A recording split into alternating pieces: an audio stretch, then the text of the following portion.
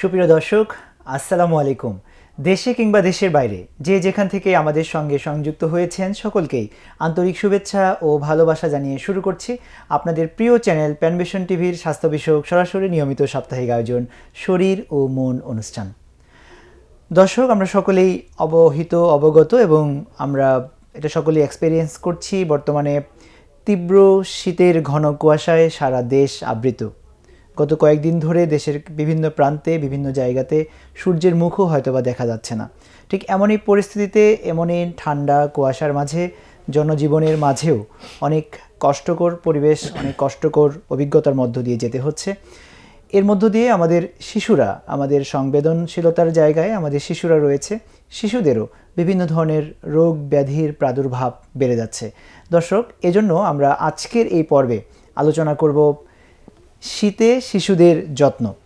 এ বিষয়ে আলোচনা করবার জন্য আজ আমাদের সঙ্গে স্টুডিওতে উপস্থিত রয়েছেন আমাদের সকলের একান্ত প্রিয়, একান্ত শ্রদ্ধাভাজন বিশিষ্ট শিশু, কিশোর ও নবজাত রোগ বিশেষজ্ঞ, ঢাকা মেডিকেল কলেজের পেডিয়াট্রিক্স বিভাগের সম্মানিত সহযোগী অধ্যাপক doctor Nuruddin Talukdar sir. Sir, আসসালামু আলাইকুম। ওয়ালাইকুম আসসালাম। আপনি কেমন আছেন স্যার? আছি আলহামদুলিল্লাহ। জি আলহামদুলিল্লাহ স্যার। প্যানভিশন স্টুডিওতে আপনাকে স্বাগত জানাচ্ছি। সুপ্রিয় দর্শক, আপনাদের জ্ঞাতার্থে জানিয়ে রাখছি এই অনুষ্ঠানটি প্যানভিশন টিভির অফিসিয়াল ফেসবুক পেজ এবং ইউটিউব থেকে সরাসরি সম্প্রচারিত হচ্ছে। দর্শক, আমরা যেহেতু খুবই গুরুত্বপূর্ণ একটি বিষয় নিয়ে আজকে আলোচনা করছি, এই বিষয়ের প্রাসঙ্গিক যে কোনো প্রশ্ন যদি আপনাদের থাকে তাহলে আপনারা ফেসবুক কিংবা ইউটিউবে কমেন্ট বক্সে কমেন্ট করার মাধ্যমে আপনাদের প্রশ্ন, অনুভূতি কিংবা মতামত জানাতে পারেন।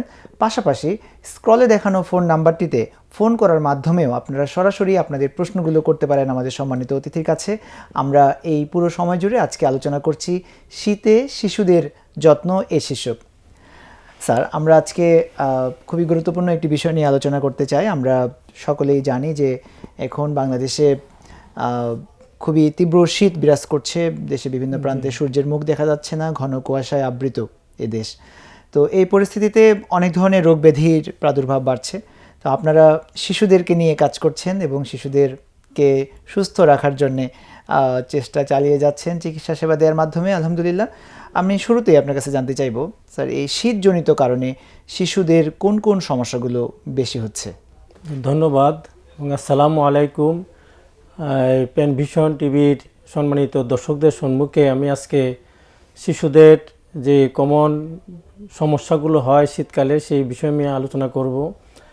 এবং আপনারা জানেন যে শিশুদের যে রোগ প্রতিরোধ ক্ষমতা অন্যান্য বড়দের তুলনায় কম থাকে, সেজন্য তারা অতি সহজেই বিভিন্ন রোগে আক্রান্ত হয়ে যায়। এবং এই তীব্র শীতে আমরা যে সমস্যাগুলো সাধারণত আমাদের চেম্বারে বা হাসপাতালে আমরা ফেস করি, সেটা হলো সাধারণ সর্দি, কাশি, জ্বর, তারপর নিউমোনিয়া এবং পাতলা পায়খানা, যেটা আমরা ডায়রিয়ার নামে অভিহিত করি। এগুলো আমাদের সামনে সচরাচর বেশি চলে আসে। স্যার, ধন্যবাদ। সর্দি, কাশি, নিউমোনিয়ার কথা স্যার আপনি বলেছেন, এবং সর্দি কাশিটা তো আসলে শিশুদের, বড়দের সকলের জন্যই ঠান্ডাজনিত একটি বড় সমস্যা এবং কমন একটি সমস্যা। তো শিশুদের ব্যাপারটা যেহেতু খুবই সংবেদনশীল, বাবা মারা সহ অভিভাবকরা শিশুদের ব্যাপারে খুবই বেশি উদ্বিগ্ন হয়ে থাকেন। তো কোনো বাচ্চার যদি স্যার সর্দি কাশি শুরু হয়, বাচ্চা বাসায় আছেন বা আমাদের দর্শকদের মধ্যে অনেকেই একেবারে প্রান্তিক অঞ্চল থেকে আমাদেরকে দেখছেন, তো শীতজনিত কারণে বা শীতের সময় কোনো বাচ্চার সর্দি কাশি হচ্ছে, এই সময় তারা আসলে কি করবেন? ধন্যবাদ। আসলে বাচ্চাদের যে সর্দি কাশি, সাধারণত শীতকালে যে বাতাসটা একটু শুষ্ক থাকে, টেম্পারেচারটা কম থাকে, এবং এই শুষ্ক বাতাসে সাধারণত ভাইরাস, ব্যাকটেরিয়া এগুলো বেশি থাকে, চলাচল করে। এবং আরেকটা বিষয় হলো যে আমাদের শীতকালে যে ফুলের রেণুগুলো আছে সেগুলো বাতাসের মাধ্যমে শিশুদের নাকে আসে, এবং এই সমস্ত বিশেষ করে অ্যালার্জির কারণেই বেশিরভাগ ক্ষেত্রে সর্দি হয়। এবং এই সর্দি সাধারণত কয়েকদিনের ভিতরে এগুলো এমনি ভালো হয়ে যায়।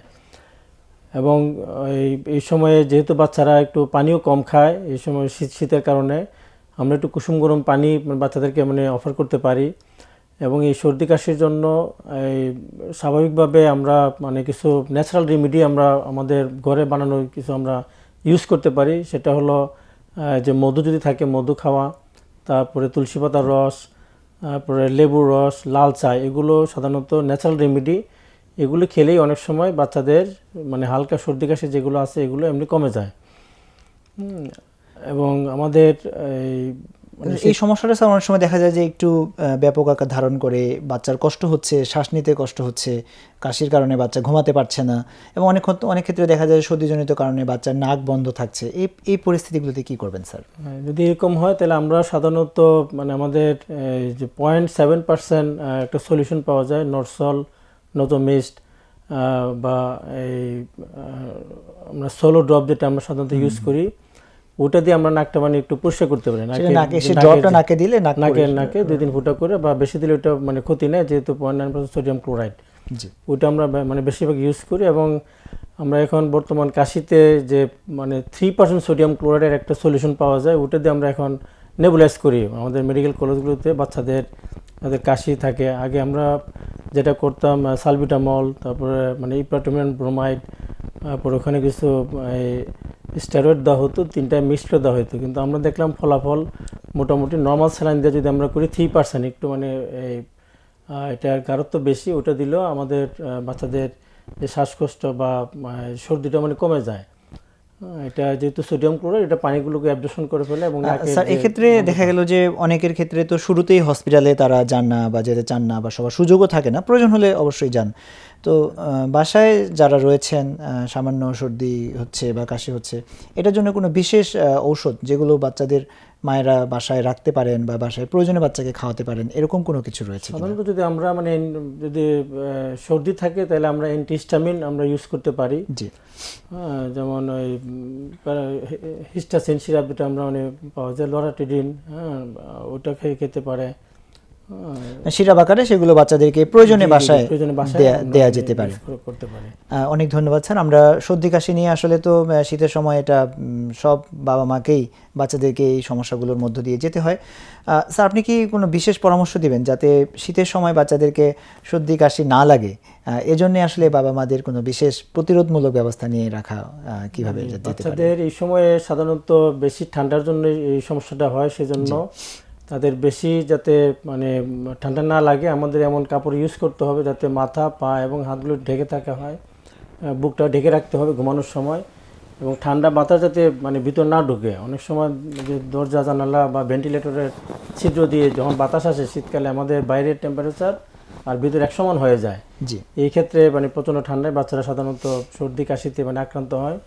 সেই জন্য মানে রাতে ঘুমানোর সময় মানে ওই ভেন্টিলেটরগুলো মানে যদি সিল করে দেওয়া যায় তাহলে মানে টেম্পারেচারটা মানে একটু কম থাকবে। এবং এমন মানে বেশি কাপড়ও বেশি দেওয়া যাবে না যাতে ঘামায় যায় এবং বাচ্চার মানে ওটাতে আবার সর্দি কাশি হয়ে যেতে পারে।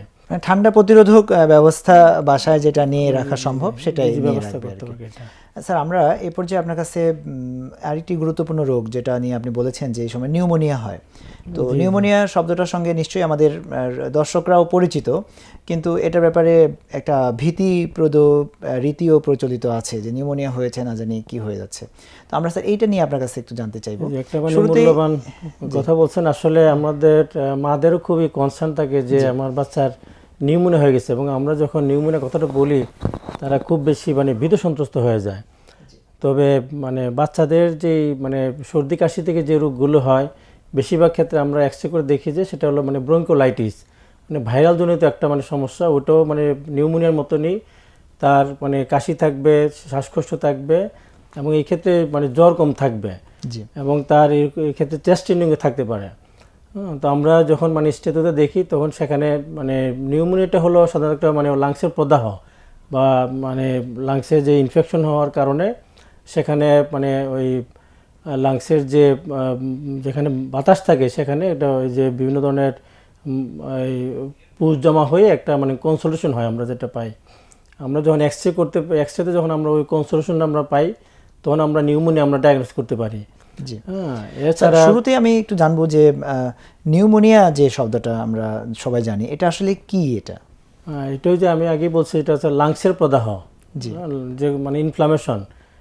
ওইটা মানে সাধারণত ব্যাকটেরিয়াল কজে হয়, স্টেফলোকোকাস, হিমোফিলাস ইনফ্লুয়েঞ্জা টাইপ বি, এই ধরনের মানে অর্গানিজম যদি হয় তাহলে সেটা হলো নিউমোনিয়া, মানে ফুসফুসের মধ্যে ইনফ্লামেশন হয়। এবং আমাদের যে বর্তমান ভ্যাকসিন সিস্টেম আছে, আমরা যে পেন্টাভেলেন দিই সেখানে সাধারণত হিমোফিলাস ইনফ্লুয়েঞ্জা টাইপ বি হ্যাঁ, ওইটা একটা নিউমোনিয়ার যেটা একটা কমন কজ ছিল, ওইটা সাধারণত প্রিভেন্টিভ হিসাবে মানে কাজ করে।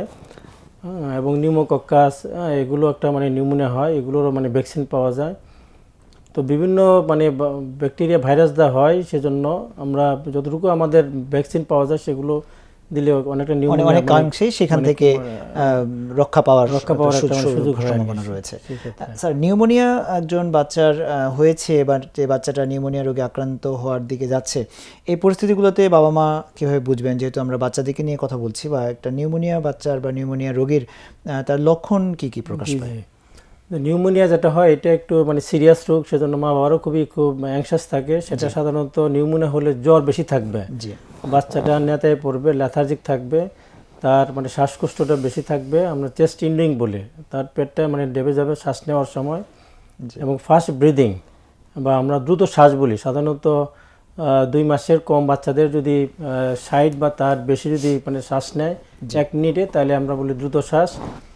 আর যদি মানে 2 মাস থেকে 1 বছর পর্যন্ত যদি তার 50 বা তার বেশি যদি শ্বাস নেয়, সেটা হলো দ্রুত শ্বাস। এবং 1 বছর থেকে 5 বছর 40 বা তার বেশি যদি শ্বাস নেয় 1 মিনিটে, সেটা হলো মানে ফাস্ট ব্রিদিং। তো এই ফাস্ট ব্রিদিং থাকলে সাধারণত নিউমোনিয়া আমরা মানে চিন্তা করতে পারি। তবে এটা মানে কনফার্ম ডায়াগনোসিস করতে হবে আমাদের চেস্ট এক্সরের মাধ্যমে। চেস্ট এক্সরে যদি আমরা কোন সলিউশন পাই তাহলে নিউমোনিয়া, আর যদি লাংস ক্লিয়ার পাই কিন্তু তার শ্বাসকষ্ট, তাহলে আমরা বলি ব্রঙ্কোলাইটিস, যেটা খুব কমন। এটা আমরা বলি হাসি, বাসি, কাশি।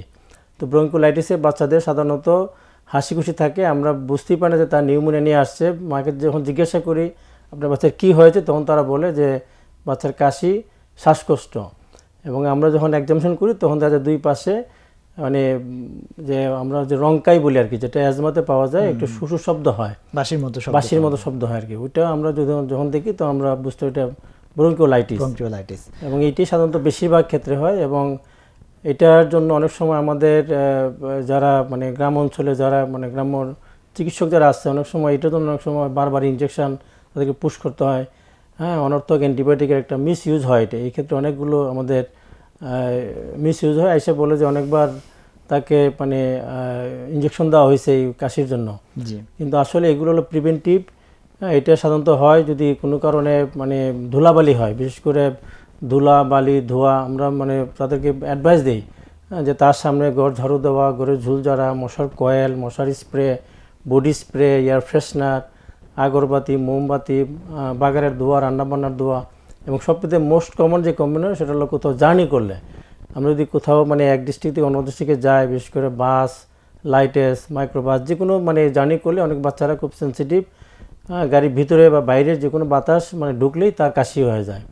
যখন এই কাশি নিয়ে আসে, আমরা যখন জিজ্ঞাসা করি বাচ্চা মানে কোথায় ছিল, কোথায় মানে তো বেড়াতে গেছে কিনা, জি স্যার 1 সপ্তাহ আগে গ্রাম থেকে আসছি, আসার পরে তার কাশি শুরু হয়ে গেছে।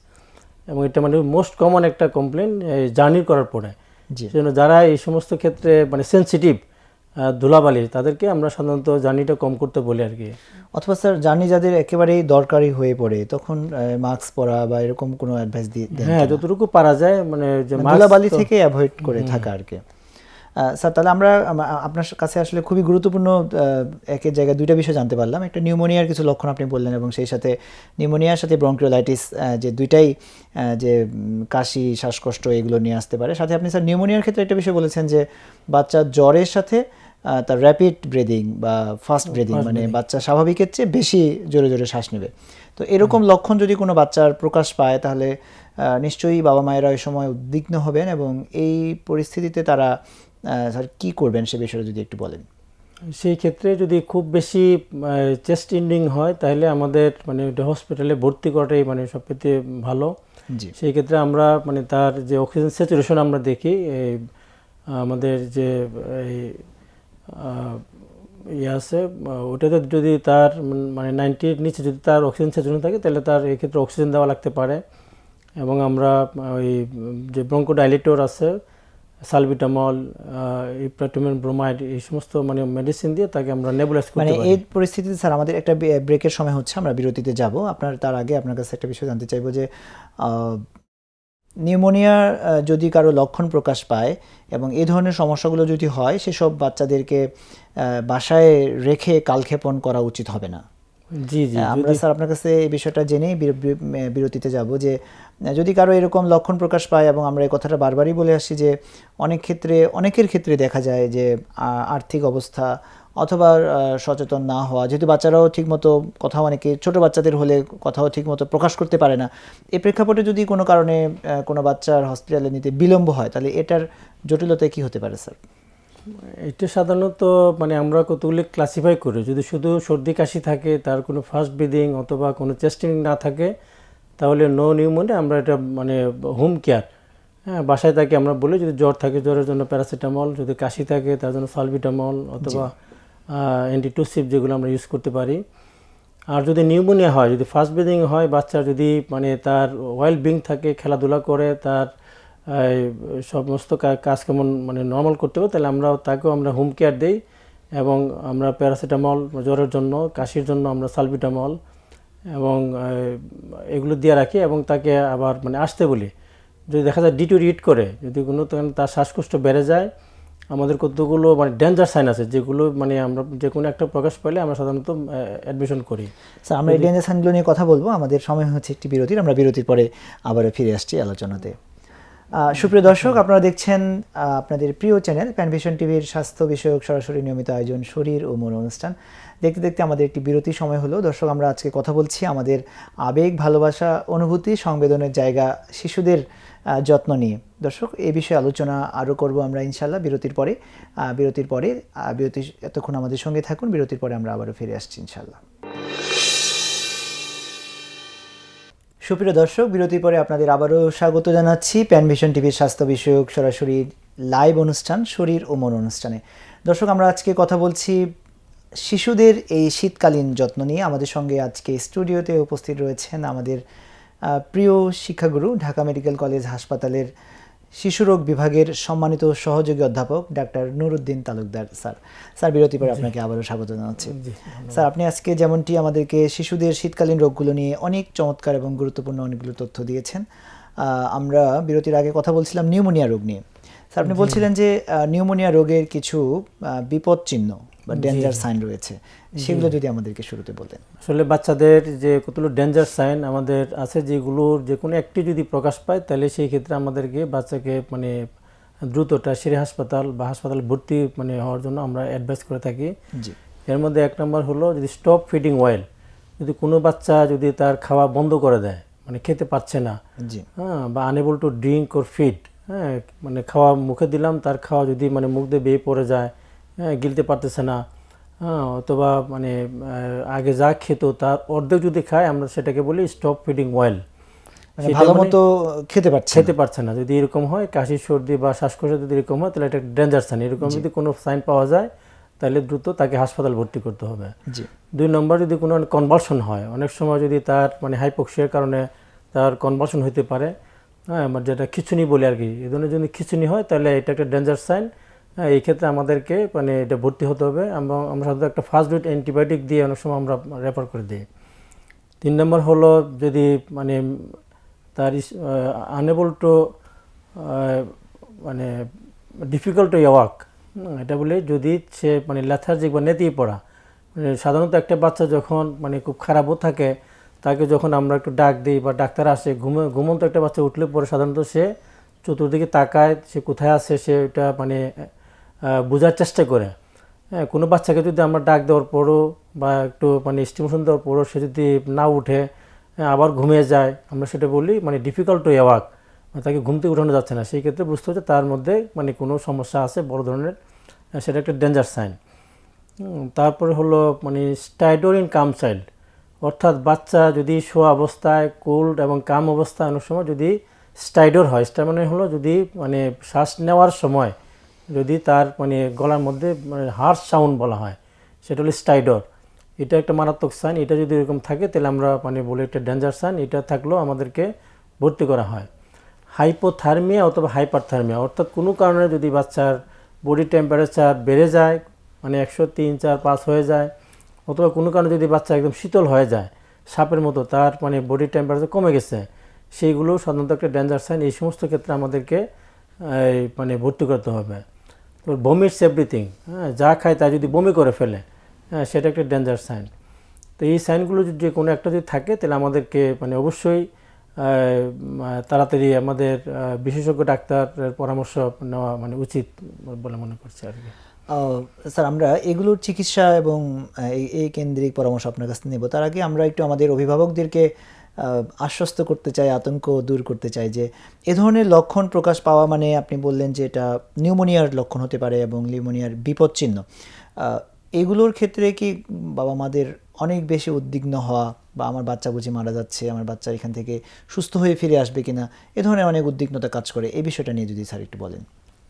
যে কোনো সমস্যা হলে মানে উদ্বিগ্ন হওয়ার প্রয়োজন নাই, আমাদেরকে যথাযথ ব্যবস্থা নেওয়াটাই হলো সবথেকে মানে কার্যকরী বিষয়। হ্যাঁ, বিশেষ করে মানে খিঁচুনি যেটা, এটা অনেক সময় আমাদের স্বাভাবিক জ্বরে এক ধরনের খিঁচুনি হয় যেটা জ্বরজনিত খিঁচুনি। হ্যাঁ, এটা সাধারণত মানে স্বাভাবিক একটা মানে প্রক্রিয়া। অনেক সময় মানে সাধারণত 6 বছরের নিচে বাচ্চা, 6 মাস থেকে 6 বছরের একটা বাচ্চা, তার হালকা জ্বর থাকলে খিঁচুনি হতে পারে। হ্যাঁ, জ্বরের জন্য একদিনের জ্বর, সকালে জ্বর, বিকালে খিঁচুনি, এটা সাধারণত জ্বরজনিত খিঁচুনি বা তাপ বেড়ে গেলে হয়। এটা অনেক সময় মারা খুব বেশি মানে অ্যাংশাস থাকে, তারা মানে দৌড়ায় আসে। এই ক্ষেত্রে মানে আমরা বলবো যে বাচ্চাকে অনেক সময় তারা পানি দেয়, মাথায় পানি দেয়, অনেক সময় এটা নাকে মুখে যেতে পারে। যতক্ষণ পর্যন্ত তার মানে যে সিরিয়াল কোরআন যেটা খিঁচুনির মানে লক্ষণ যতক্ষণ শেষ না হচ্ছে, সাধারণত মানে 10 থেকে 15 বা 15-20 মিনিট পর্যন্ত থাকে, আবার আপনার ভালো হয়ে যায়। সেই ক্ষেত্রে বাচ্চাকে মানে তাপ কমানোর জন্য আমরা মানে স্পঞ্জিং করতে পারি এবং প্যারাসিটামল মানে তখন সাপোজিটর যেটা আছে ওইটা আমরা ইউজ করতে পারি তার তাপ কমানোর জন্য।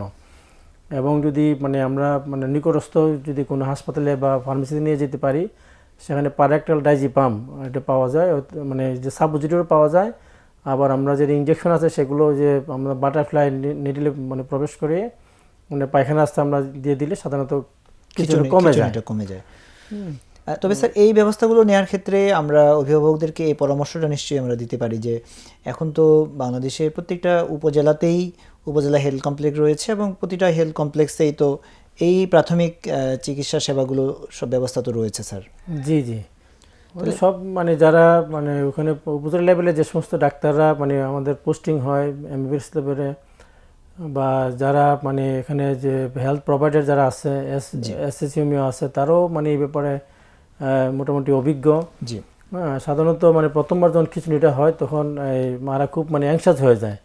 তবে এই ক্ষেত্রে যদি আমরা মানে ইমিডিয়েটলি নিতে পারি তাহলে সাধারণত মানে সহজেই এটা থেকে মানে পরিত্রাণ পাওয়া যায়। আর একবার সাধারণত খিঁচুনি যে বাচ্চাদের হয় এটা সাধারণত ফ্যামিলিয়াল হয়, ছেলেদের বেশি হয়, 5 থেকে 6 বছর, 6 মাস থেকে 6 বছর পর্যন্ত এই বয়সটাতে বেশি থাকে। সেই ক্ষেত্রে আমরা মানে প্রিভেন্টিভ হিসাবে আমরা প্যারাসিটামল, ইজিয়াম সাপোজিটর ওটা মানে পাওয়া যায়, ওটা যদি আমরা ফ্রিজে রেখে দিই, কোনো কারণে যদি খিঁচুনি হয়ে যায় সেই ক্ষেত্রে আমরা মানে এটা মানে মলদ্বারে ইউজ করতে পারি ইমিডিয়েটলি তার খিঁচুনিটা কমানোর জন্য। আর যদি খিঁচুনির সাথে যদি আনকনশাস হয়ে যায়, বাচ্চা যদি মানে অজ্ঞান হয়ে যায়, সেই ক্ষেত্রে আমরা সাধারণত মানে যেটা প্রথমে আমাদের ধারণা মেনিনজাইটিস অথবা তার এনকেফালাইটিস একটা মানে রোগ আছে যেটা মানে খুব খারাপ রোগ। হ্যাঁ, সেটা মানে সাধারণত আমাদেরকে টারশিয়ারি হাসপাতালে ভর্তি করিয়ে মানে তাকে ম্যানেজমেন্ট করা লাগবে আর কি। এটা স্যার, আপনি আমাদেরকে শুরুতেই বলেছিলেন যে নিউমোনিয়ার এরকম লক্ষণ নিয়ে যখন কোনো বাচ্চা আপনাদের কাছে আসে এবং এটা যে আসলে নিউমোনিয়া, এটাকে চূড়ান্তভাবে রোগ নির্ধারণ বা ডায়াগনোসিস করবার জন্য আপনি বলেছেন যে এক্স রে করেই করা হয়, এটাই কি স্যার চূড়ান্ত পরীক্ষা? আমরা সাধারণত ক্লিনিক্যালি কিছু বিষয় দেখে আমরা মানে বুঝতে পারি তার নিউমোনিয়া হয়েছে কিনা। সাধারণত যদি মানে জ্বর থাকে, সাথে কাশি, শ্বাসকষ্ট, এবং এখানে এই ক্ষেত্রে জ্বরটা একটু মানে তীব্র জ্বর থাকে এবং বাচ্চা মানে টক্সিক, হ্যাঁ, যেটা মানে তার ইরিটেবল থাকে, হ্যাঁ, স্বাভাবিক যে মানে তার চলাফেরা, তার কর্মক্ষমতা এটা অনেকটা মানে একটু হ্যাম্পার হয়। সেই ক্ষেত্রে আমরা মানে ক্লিনিক্যালি দেখি এবং স্টেটে যখন দেখি আমরা নিউমোনিয়ার যেহেতু কনসোলেশন থাকে সেখানে সাধারণত ক্রিপিটেশন পাওয়া যায় এবং ব্রেথ সাউন্ড যেটা হয়, নর্মালি বেসিকুলার ব্রেথ সাউন্ড হয়, সেই ক্ষেত্রে আমরা দেখি ব্রঙ্কিয়াল ব্রেথ সাউন্ড। অর্থাৎ আমাদের ট্রাকিয়াতে যে সাউন্ডটা থাকে ব্রঙ্কিয়াল, মানে ইন্সপিরেশন এবং এক্সপিরেশন সমান, এটা ব্রঙ্কিয়াল ব্রেথ সাউন্ড, এরকম একটা ব্রেথ সাউন্ড পাওয়া যায়। সেই ক্ষেত্রে আমরা সাসপেক্ট করি যে তার কোনো কনসোলেশন বা নিউমোনিয়া হতে পারে এবং এটা এক্সরে করলে সাধারণত আমরা মানে কনফার্ম হয়ে যায় নিউমোনিয়া। সেই ক্ষেত্রে সাধারণত যে একটা মানে অপাসিটি থাকে হ্যাঁ, যদি মানে একটা লোবে থাকে তাহলে আমরা লোবা নিউমোনিয়া, আর যদি দুই পাশে যদি পেচি অপাসিটি তুলার মতো দুই পাশে থাকে সেটা ব্রঙ্কো নিউমোনিয়া। অর্থাৎ টারশিয়ারি হাসপাতালে আসার পরে আমাদের যখন এক্সরে করা হয় তখন আমরা সাধারণত নিউমোনিয়া মানে লোবা নিউমোনিয়া অথবা ব্রঙ্কো নিউমোনিয়া দুইটা টার্মই তো আমরা ইউজ করি। জি আর নিউমোনিয়া হিসেবে আর তখন আর থাকে না, তখন ওই যে এটা সাধারণত নিউমোনিয়াটা হলো আমাদের পেরিফেরিতে জাস্ট সর্দি কাশি, নো নিউমোনিয়া অথবা নিউমোনিয়া, এইভাবে আমাদের একটা ক্লাসিফিকেশন করার জন্য আইএমসি একটা মানে গাইডলাইন আছে। আমাদের যারা মানে হেলথ প্রোভাইডার তাদের সকলকে এটা ট্রেনিং দেওয়া হয় বেশিরভাগ ক্ষেত্রেই, তারা যাতে বুঝতে পারে কোনটা নিউমোনিয়া না, কোনটা নিউমোনিয়া, আবার কোনটা মানে সিভিয়ার মানে ডিজিজ যেটা আমাদেরকে রেফার করার জন্য আমাদেরকে মানে পাঠাইতে হয়, এবং তারা সেই অনুযায়ী কাজ করে থাকে আর কি। তাহলে আমরা স্যার নিউমোনিয়া কনফার্ম হওয়ার পরে একজন বাচ্চাকে তো তখন নিশ্চয়ই হসপিটালে ভর্তি করে আপনি বলেছেন যে এই চিকিৎসা পদ্ধতি সম্পর্কে স্যার আমাদেরকে কিছু ধারণা দিয়েছেন, তারপরেও স্যার আমরা একটু আরেকবার আপনার কাছে শুনতে চাই যে নিউমোনিয়া ডায়াগনোসিস হওয়ার পরে একজন বাচ্চার কী কী ধরনের চিকিৎসা, তার কি ইনজেকশনের দরকার হয় কিনা, আপনি ইনহেলারের আপনি হচ্ছে যে নেবুলাইজারের কথা বলেছেন, এসব বাচ্চাদের অ্যান্টিবায়োটিকের দরকার হয় কিনা, বা কী কী ধরনের ওষুধ আসলে বাচ্চাদেরকে দেওয়া হয়ে থাকে? যদি মানে নিউমোনিয়া আমরা কনফার্ম করি তাহলে অবশ্যই আমাদেরকে মানে ইনজেকশন মানে ইউজ করতে হবে, মানে ইনজেক্টেবল মানে উপায়ে। সেই ক্ষেত্রে আমাদের তো মানে সাধারণত আমরা 2 দিন বা 4 দিন ইনজেকশন দেওয়ার পর যদি দেখি যে তার মানে অবস্থা মানে আস্তে আস্তে উন্নতি হচ্ছে, তাহলে সেটাই আমরা 5 থেকে 7 দিন, আমরা কোনো কোনো ক্ষেত্রে 10 দিন পর্যন্ত এটা মানে আমাদেরকে কন্টিনিউ করতে হয়। আর যদি কোনো ইমপ্রুভমেন্ট না হয় তাহলে আমরা অনেক সময় মানে আমরা সুইচ করে অন্য অ্যান্টিবায়োটিক বিভিন্ন ধরনের সেনসিটিভ অর্গানিজম মানে অ্যান্টিবায়োটিক ব্যবহার করতে হয় এখানে। জি জি। আর কি কি ধরনের ওষুধ ব্যবহার করা হয়? আর এমনি তার যদি বেশি টেম্পারেচার থাকে জ্বর কমানোর জন্য আমরা সাধারণত প্যারাসিটামল, কাশির জন্য আমরা মানে ব্রঙ্কোডাইলেটর সালবিটামল আমরা মানে ইউজ করতে পারি। এবং তার যে নিউমোনিয়াতে যে শ্বাসনালীগুলো সাধারণত সংকুচিত থাকে সেই ক্ষেত্রে আমরা 3% সোডিয়াম ক্লোরাইড ওটা নেবুলাইজেশন দেওয়া হয়ে থাকে মানে ব্যবহার করতে পারি। এক্ষেত্রে কি স্যার ইনহেলার, যদিও ছোট বাচ্চাদের ক্ষেত্রে ইনহেলার ব্যবহার করা তো কষ্টসাধ্য, কিন্তু শিশু বলতে তো স্যার একটা নির্দিষ্ট বয়স পর্যন্ত বোঝায়, তো যেসব বাচ্চারা ইনহেলার ব্যবহার করার মতো বয়সে যায় তাদের ক্ষেত্রে কি এখানে ইনহেলারের কোনো ভূমিকা রয়েছে কিনা? এটা গুরুত্বপূর্ণ প্রশ্ন। সাধারণত মানে বাচ্চাদের যেটা হয় আমরা মানে বলছিলাম যে ব্রঙ্কোলাইটিস, অর্থাৎ একটা মানে ভাইরাস মানে বিশেষ করে ওই যে রেসপিরেটরি সিনসিটাল ভাইরাসের কারণে একটা মানে রোগ হয় ব্রঙ্কোলাইটিস, যেটা অ্যাজমার মতনই শ্বাসকষ্টের মতন হয়। অ্যাজমাতে যেরকম এই বাঁশির মতো শব্দ হয় সেই ক্ষেত্রে বাচ্চাদের হতে পারে। সেই ক্ষেত্রে আমরা বাচ্চাদের ইনহেলার আমরা দিতে পারি, যদিও এই ব্যাপারে আমাদের গার্জিয়ানদের মধ্যে একটা মানে ভুল ধারণা আছে যে এটা শেষ চিকিৎসা, যে ইনহেলার দিলে পরে আর মনে হয় কোনো চিকিৎসা হবে না। কিন্তু আমরা যে সালবিটামল, পিউরিসাল যে ওষুধগুলো আমরা ব্যবহার করি সেটাই সাধারণত ইনহেলারের মধ্যে থাকে। এবং এই ক্ষেত্রে যদি ছোটো বাচ্চা হয় তাদেরকে জন্য আলাদা একটা মানে ফেস মাস্ক পাওয়া যায়, হ্যাঁ, যেটা ইউজ করে আমরা সহজেই বাচ্চাদেরকে এটা দিতে পারি। এবং যে বাচ্চারা মানে একটু বড় বাচ্চা, হ্যাঁ, তাদেরকে সরাসরি বড়রা যে ইনহেলার ইউজ করে সেটাও আমরা মানে দিতে পারি। এবং এই ইনহেলার মানে দেওয়ার নিয়ম অনেক সময় আছে তারা মুখে দিয়ে মানে গিলে ফেলে, কিন্তু এটা সাধারণত আমাদের শ্বাস নিতে যাতে যায় সে ব্যবস্থা করতে হবে।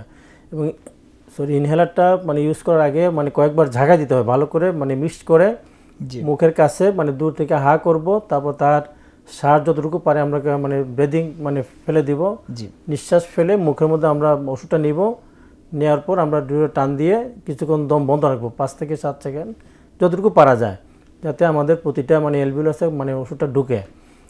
সেই ক্ষেত্রে এটা মানে কার্যকরী হবে। এবং এটা যখন কাশি শুরু হয়, অনেক সময় আছে মানে স্পোর্টস, হ্যাঁ, সে দৌড়াদৌড়ি করছে, এসে দেখা যায় তার কাশি শুরু হয়ে গেছে, শ্বাসকষ্ট শুরু হয়ে গেছে, সেই ক্ষেত্রে সে ইনহেলারটা ইউজ করতে পারে। স্যার আমরা দেখতে দেখতে আমাদের আলোচনার শেষ পর্যায়ে চলে এসেছি। নিউমোনিয়া নিয়ে যেহেতু অনেক কথা হলো, এরকম নিউমোনিয়ার বাচ্চাদের চিকিৎসায় যদি কোনো কারণে বিলম্ব হতে পারে, সেটা রোগীর পক্ষের হসপিটালে আসতে দেরি হয়েছে, অবহেলা হতে পারে, আল্লাহ না করুক, অর্থনৈতিক সমস্যা থাকতে পারে, কোনো কারণে যদি স্যার বিলম্ব হয় বা সঠিক সময়ে সঠিক চিকিৎসা না পায়, এর জটিলতা হিসেবে কি পরিণতি হতে পারে? যে অত্যন্ত মানে একটা ভালো মানে কোশ্চেন। সাধারণত নিউমোনিয়া আমরা যদি মানে প্রাইমারি স্টেজে আমরা চিকিৎসা করি, সহজে আমরা এটাকে আমরা রিকভারি করতে পারি। এবং 5 থেকে 7 দিন অ্যান্টিবায়োটিক দেওয়ার পর আমরা যখন চেক এক্সরে করি তখন দেখা যায় যে একটা বিশাল কনসেন্ট্রেশন ছিল, লাংসটা পুরোটা একদম সাদা হয়ে গেছে, দেখা যায় আবার তার লাং টিস্যুগুলো মানে এখানে নতুন করে মানে জন্ম হয়ে আবার মানে স্বাভাবিক মানে হয়ে গেছে। অনেক সময় দেরি হলে পরে নিউমোনিয়াতে সাধারণত অনেক সময় আমরা প্লুরাল ইফিউশন হয়, হ্যাঁ, তার লাংসে পানি চলে আসতে পারে এবং এই নিউমোনিয়া থেকে অনেক সময় লাং অ্যাবসেসের টান নিতে পারে এবং ব্রঙ্কিয়েকটেসিস এবং আরও মানে নিউমোথোরাক্স, এই সমস্ত বিভিন্ন জটিলতার সম্মুখীন হওয়া লাগে এবং এই ক্ষেত্রে আমাদের তখন মানে দীর্ঘমেয়াদী চিকিৎসার মানে প্রয়োজন হয়। অনেক সময় মানে থোরাসিক সার্জারির কাছে আমাদের পরামর্শ নেওয়া লাগে। মানে যেটার প্রাথমিক পর্যায়ে চিকিৎসা নিয়ে একেবারে সুস্থ হওয়া সম্ভব ছিল, সেটার সঠিক সময়ে চিকিৎসা না নেওয়াতে একদম অনেক জটিল পর্যায়ে পর্যন্ত যেতে পারে। এক্ষেত্রে কি স্যার মৃত্যু পর্যন্ত হওয়ার সম্ভাবনা থাকে?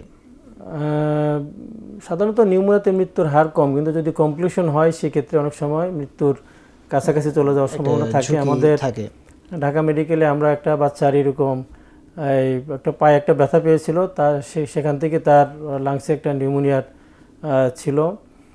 তো আমরা মানে প্রায় 84 দিন সেটাকে আমরা মানে ভর্তি রাখা লাগছে। শাওন নামে একটা বাচ্চা 8 বছরের, এবং আমি যখন মানে একটা রাউন্ডে গেলাম, যাওয়ার পর দেখলাম তার একদিকে মানে সাউন্ড কম, হ্যাঁ, এবং খুব মানে এটা এসডিওতে ভর্তি ছিল এবং অক্সিজেন দেওয়া ছিল, সিভিয়ার ডিস্ট্রেস, মনে করলাম যে সেটা আর বাঁচবে না। পরে এক্সরে যখন দেখলাম যে তার নিউমোথোরাক্স ডেভেলপ করছে, এক পাশে লাংস মানে একদম পুরো কলাপস হয়ে অন্যদিকে চলে গেছে।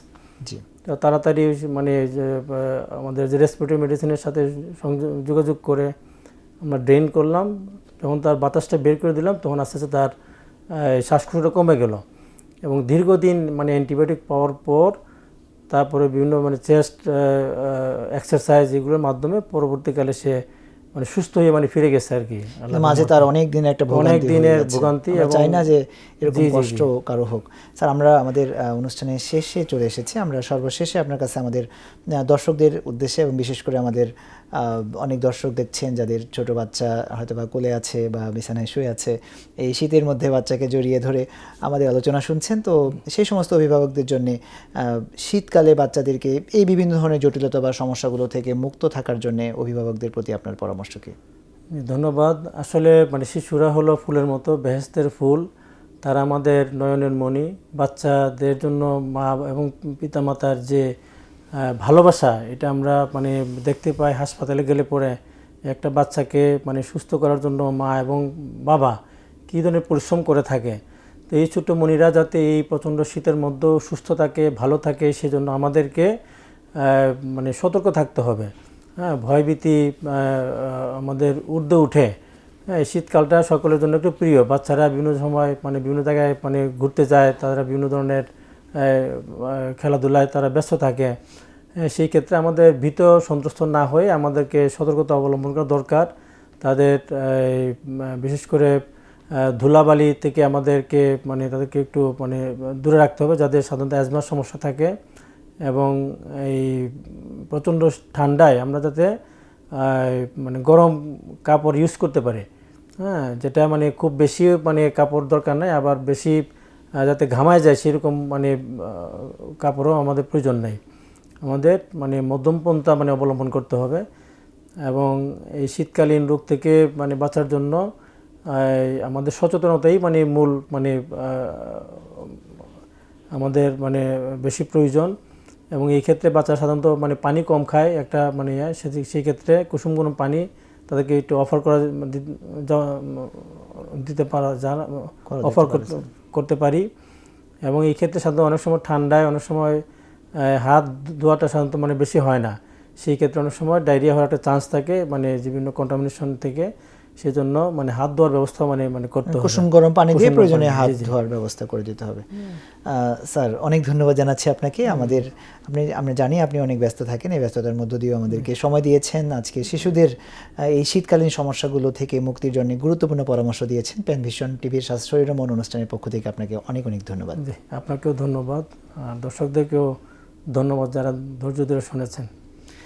দর্শক, নিশ্চয়ই আজকের এই আলোচনা আপনারা মনোযোগ দিয়ে শুনেছেন। শিশুরা আমাদের আবেগ, আমাদের অনুভূতি, আমাদের ভালোবাসা, আমাদের স্বপ্ন এবং আমাদের সংবেদনশীলতার জায়গা। আমরা নিজেদের কষ্টের কথাগুলো ভুলে শিশুদের কষ্টগুলোকে স্মরণে রাখি, তাদের কষ্টগুলো দূর করার চেষ্টা করি। তাই আসুন না, স্যার যেমনটি পরামর্শ দিয়েছেন, এই শীতকালে একটু সচেতন হলেই শিশুদের শীতজনিত অনেকগুলো সমস্যা থেকে শিশুদেরকে এই কষ্ট থেকে মুক্তি দেওয়া সম্ভব।